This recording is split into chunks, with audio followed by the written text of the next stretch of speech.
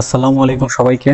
আজকে আমরা অনার্স প্রথম বর্ষের নন মেজরদের অর্থাৎ জেনারেল কেমিস্ট্রি অত্যন্ত গুরুত্বপূর্ণ একটা প্রশ্ন, 100% ইম্পর্টেন্ট এবছর পরীক্ষায় আসার জন্য। সেটা হচ্ছে ভরক্রিয়ার সূত্র বিবৃতি ও ব্যাখ্যা করতে বলতে পারে আর কি। যেহেতু আমাদের বিবৃতি ও ব্যাখ্যা করতে বলছে, সেই জন্য আমাদের টোটাল ডিটেলস একটু লিখতে হবে আর কি। প্রথমে আমাদের ভরক্রিয়ার সূত্রটা কি, সেই সূত্রটার ব্যাখ্যা করতে হবে। অর্থাৎ স্থির তাপমাত্রায়, অর্থাৎ যে কোনো একটা ইয়াতে আমাদের স্থির তাপমাত্রায় কোনো রাসায়নিক বিক্রিয়ার হার, অর্থাৎ একটা রাসায়নিক বিক্রিয়ার হারকে আমরা আর দ্বারা প্রকাশ করি সক্রিয় ভরের সমানুপাতিক।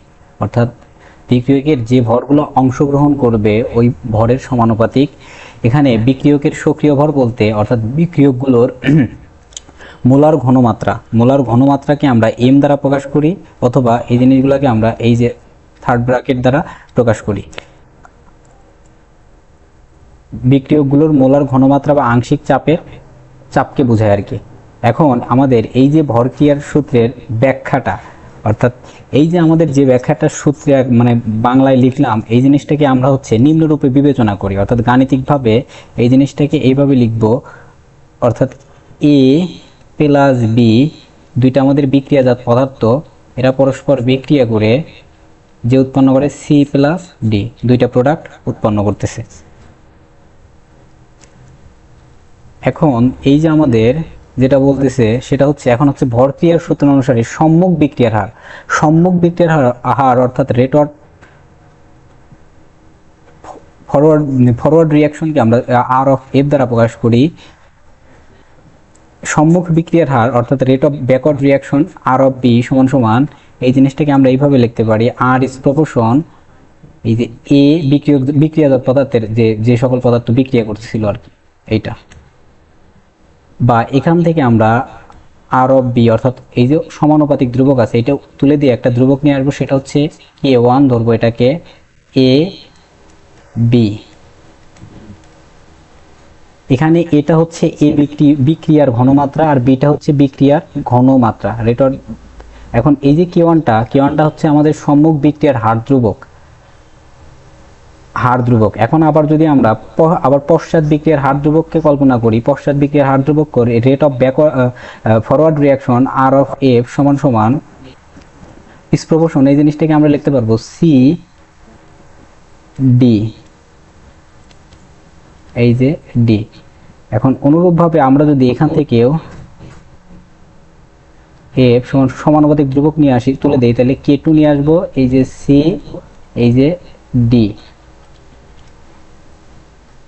এখানে সিটা হচ্ছে সি উৎপাদের ঘনমাত্রা আর ডিটা হচ্ছে উৎপাদের ঘনমাত্রা, আর K2 হচ্ছে পশ্চাৎ বিক্রিয়ার হার ধ্রুবক, রেট অফ ব্যাকওয়ার্ড রিয়াকশনের হার ধ্রুবক। এখন এই জিনিসটাকে আমরা সাম্যাবস্থার শর্ত অনুসারে পাই, রেট অফ ফরওয়ার্ড রিয়াকশন এবং ব্যাকওয়ার্ড রিয়াকশন পরস্পর সমান, অর্থাৎ সম্মুখমুখী বিক্রিয়া এবং পশ্চাৎমুখী বিক্রিয়া পরস্পর সমান হয়। যদি সমান হয় তাহলে এই জিনিসটাকে থেকে আমরা লিখব, বা অর্থাৎ এই যে আর অফ এফ এর মান ওখানে যেটা পাইলাম সেটা বসায় দেই, সেটা হচ্ছে K1 এ বি সমান সমান আর অফ বি এর মান যেটা পাইছি সেটা হচ্ছে K2 সি, এই যে ডি। এখান থেকে আমরা যদি চেঞ্জ করে লিখি, K2টাকে যদি এই পাশে নিয়ে আসি, বা K1 ডিভাইডেড বাই K2 গুণ অবস্থায় ছিল, এই পাশে আসলে ভাগ হয়ে গেছে, সমান সমান অনুরূপভাবে এখানে সি ডি, এই পাশেরটা ওই পাশে গেলে পরে ভাগ হয়ে যাবে, অর্থাৎ এ বি। এখন এই যে K1 ডিভাইডেড বাই K2 এটাকে আমরা বলতে পারবো KC সমান সমান সি ডি এ বি। এই যে K1 বাই K2 এটা সমান সমান আমরা লিখতে পারি KC, আর এই KCটাই হচ্ছে আমাদের সাম্য ধ্রুবক, অর্থাৎ এটাই আমাদের সাম্য ধ্রুবক।